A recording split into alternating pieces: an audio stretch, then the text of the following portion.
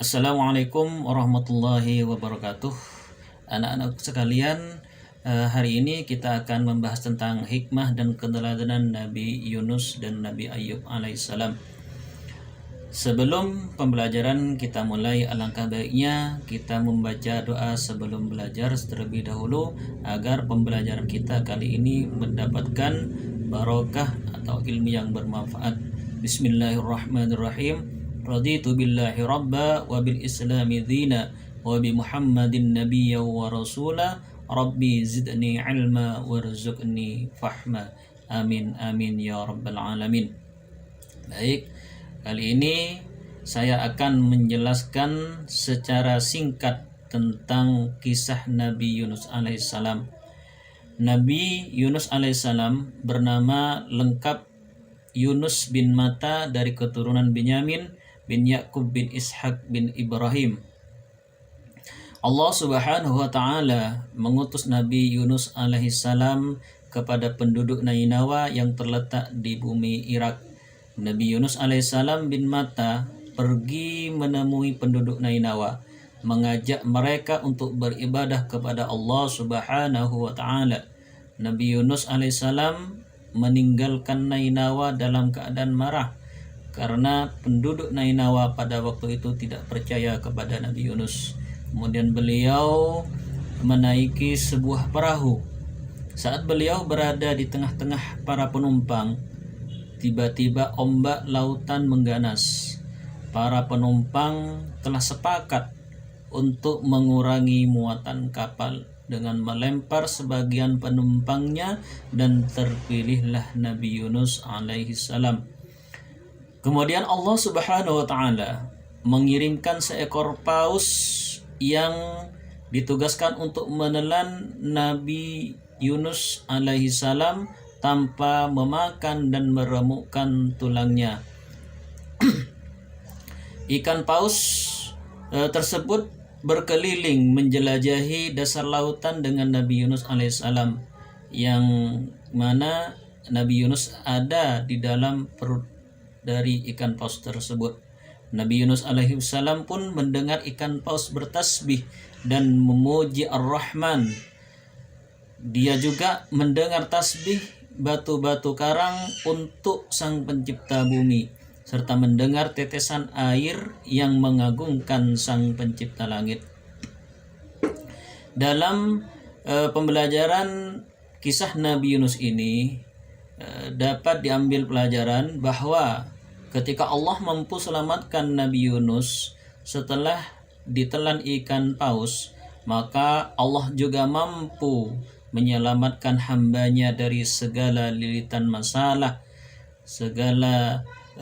lilitan masalah dalam hidup. Maka dari itu kita dilarang untuk mudah berputus asa. Selanjutnya saya akan menerangkan kisah dari Nabi Ayub alaihissalam. Nabi Ayub alaihissalam adalah sosok laki-laki yang banyak harta. Beliau memiliki banyak hewan ternak, menguasai tanah yang luas, serta anak-anak dan keluarga yang besar.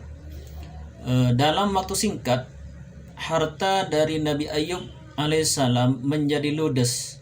Anak-anaknya kemudian banyak yang meninggal dunia dan tanamannya pun rusak. Semua itu terjadi ketika Allah Subhanahu wa taala memberikan penyakit kepada anak-anaknya hingga mereka pun meninggal satu demi satu dan mengirimkan hama pada ladang dan tanamannya hingga rusak semua.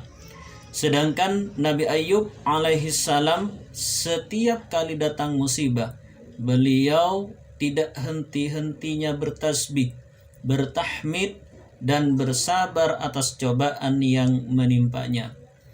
Cobaan Nabi Ayub alaihissalam tidak berhenti sampai di situ. Allah Subhanahu wa taala pun mendatangkan penyakit ke atas tubuhnya hingga tubuhnya menjadi lemah.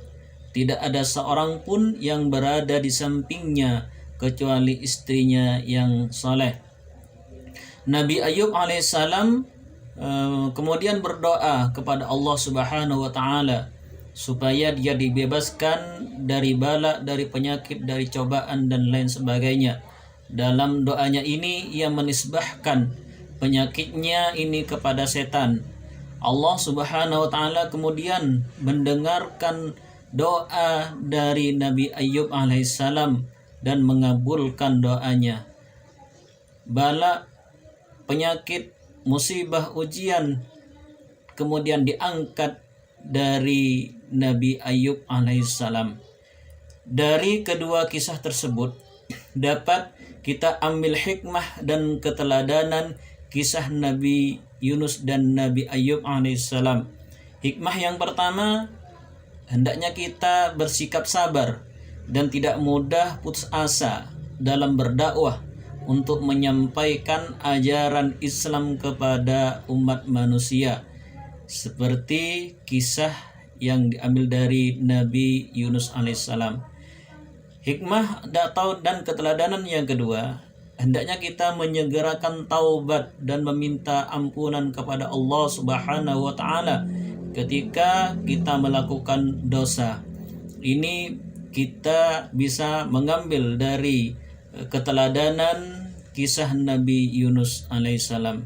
Hikmah yang ketiga, hendaknya kita bersikap sabar dalam menghadapi ujian dan musibah dari Allah Subhanahu wa taala.